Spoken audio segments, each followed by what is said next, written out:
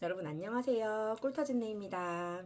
오늘은 제가 투자 1호기를 만나기 340일 전입니다. 제가 오늘은 원래 다른 주제로 얘기를 해보려고 했는데 영상을 딱 켜는 순간 이 옷에 대해서 얘기해야 되겠다 하는 생각이 들었습니다.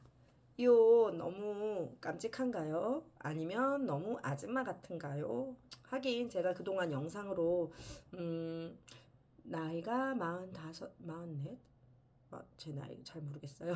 44, 43인데 음, 거기다가 아이들도 두 명 있고 그러면 사회적으로 봤을 때 우리가 대중적 인식으로 봤을 때 빼도 막도 못할 아줌마잖아요. 그런데 이 아줌마라는 나의 위치를 인정하기까지는 좀 쉽지 않았던 것 같습니다. 그런데 요즘에는 내가 나를 지칭할 때 아줌마라고 하는 게 너무나도 자연스럽고 어느 정도는 좀 평온한 마음까지 드는 것 같아요. 나 이렇게 안정적이다 하는 생각, 남편도 있고 아이들도 있고 우리 가족들은 나를 참 많이 사랑해준다 하는 마음이 들면서요. 정말 긍정적이죠? 그런데, 물론, 나이가 44, 45, 43, 뭐 이렇게 되더라도 아직 가정을 이루지 않았거나 앞으로도 가정을 이루고 싶지 않았던 분들에 비해서 제가 안정적이라는 얘기는 결코 아닙니다. 저는, 결혼하지 않은 삶도 정말 좋지 않을까 하는 생각도 자주 들고요. 그렇지만 나한테 주어진 행복은 각자가 찾아가는 거죠. 저는 이 안에서 저의 행복을 찾았다고 생각합니다. 일관하고요. 그런데 제가 이 옷을 한번 얘기 꺼내고 싶은 이유는 이 옷이 아줌마 옷, 우리 아줌마가 귀여운 척하는 옷인데 이 옷은 저희 친정 엄마께서 사주셨어요. 저희 친정엄마는 제가 어렸을 때부터 주로 저를 아바타처럼 본인이 원하는 옷을 사서 입히고 하는 재미를 많이 느끼면서 사셨는데 제가 결혼하고 나서도 꾸준히 제가 집에서 입을 만한 곳, 외출복으로 할 만한 옷들을 사주셨어요. 그래서 예전에는 그런 엄마에게 굉장히 불, 불만스러운 점이 많았습니다. 왜 내가 자율적으로 옷을 선택하지 못하도록 하고, 왜냐면 이렇게 엄마가 옷을 던져주면 버릴 수도 없잖아요.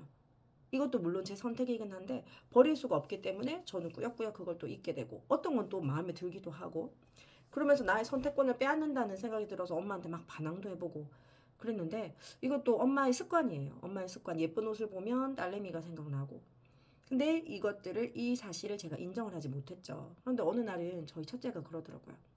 어, 우리 할머니는 엄마한테 계속 예쁜 것만 사주네 하고 얘기하더라고요. 그 얘기를 듣는 순간 제가 눈물이 핑 돌면서 사실은 제가 저희 친정 엄마랑 그렇게 막역한 사이가 아니거든요. 약간 좀 대면대면한 부분이 좀 있어요. 엄마랑 손 잡는 것도 좀 어색하고 제가 어렸을 때 가정 환경이 음, 좀 좋지 않았기 때문에 엄마랑 좀 서먹서먹한 부분들이 많고 그렇게 스킨십을 많이 한 모녀 사이가 아니었어요. 그래서 지금도 엄마가 덥석 손을 잡으면 약간 좀 꺼려지는 느낌이 있고요. 그런데 우리 아들의 그 말을 들으면서 이거는 우리 엄마만의 방식으로 나를 사랑해 준 거였구나. 눈물이 나려고. 음, 내가 엄마에게 이런 부분을 알아주지는 않았지만 엄마가 엄마 나름대로의 방식으로 나를 사랑하는 거였구나. 왜냐면 저는 커오면서 엄마에 대한 원망이 또 많았기 때문에 길을 가면서 한 번도 어떤 옷을 보고 어떤 음식을 보고 저희 엄마를 떠올린 적이 없어요. 그런데 그럼에도 불구하고 우리 엄마는 꾸준히 나를 생각해 줬구나. 저는 엄마가 이렇게 사주는 옷들을 입으면서 정말 과소비가 너무 심하다느니 이렇게 엄마를 비난하고 비판하는 행동만 줄곧 해왔음에도 불구하고 우리 엄마는 자기가 할 수 있는 방식으로 최선을 다해서 나를 사랑해줬구나 하는 생각이 들었습니다. 그걸 또 우리 아들이 알아봐 주니까 그것도 너무 고마웠고요. 그래서 내 주변에 사실은 내가 그냥 스쳐 지나갔던 것들 어쩌면 불평불만을 하면서 지나갔던 일상들 속에서 다른 사람이 나를 사랑하는 흔적들이 남아있지는 않나 하는 생각을 해보게 되었고요.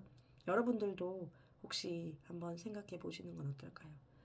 부모님들이 나를 차려준 밥, 내가 싫다 싫다 하는데도 떠먹여주던 그 밥, 혹은 내가 엄마에게, 부모님께, 아니면 우리 아이에게 부탁을 했는데도 들어주지 않는데, 그 속에서도 어쩌면 사랑이 있을 수 있어요. 왜냐면 어떤 사람들은, 저 같은 약간 삐딱한 사람들은 그거 해주기 싫어서 하는 핑계 아니야 할지도 모르겠지만, 좀 더 자율적으로 자기 주도적으로 살아보라는 그런 가르침의 말이 있을 수도 있고요.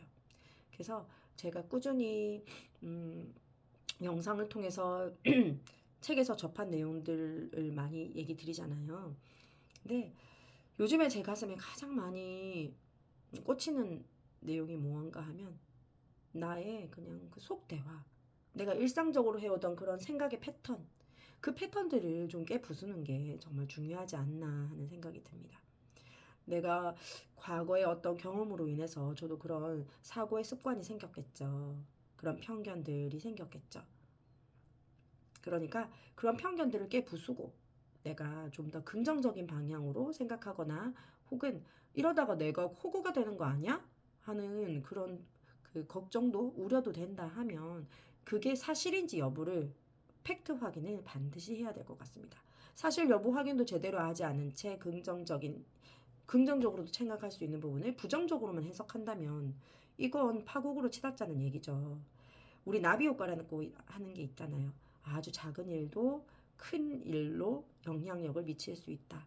아주 사소한 일만 하나만으로도 우리는 우리 하루의 일상을, 그리고 우리 인생을 망칠 수도 있는 겁니다. 하지만 아주 사소한 것 하나만으로도 우리는 우리의 일상을 좀 더 풍요롭게, 우리의 인생을 훨씬 더 따뜻하게 만들어낼 수 있는 거고요. 다 긍정적인 게 있으면 부정적인 게 있고, 양가적인 측면이 있는 거니까요.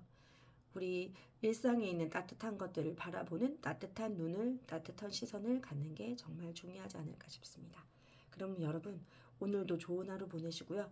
나는 참 행복한 사람이다. 여러분도 참 행복한 사람인 것 잊지 말고 계십시오. 그리고 나도 할 수 있다. 나는 못할 것도 없다. 내가 하지 못한다고 생각하는 건 하기 싫기 때문이라는 것 잊지 마시기 바랍니다. 그럼 오늘도 점심 맛있게 드시고 건강식으로 드십시오. 안녕, 감사합니다.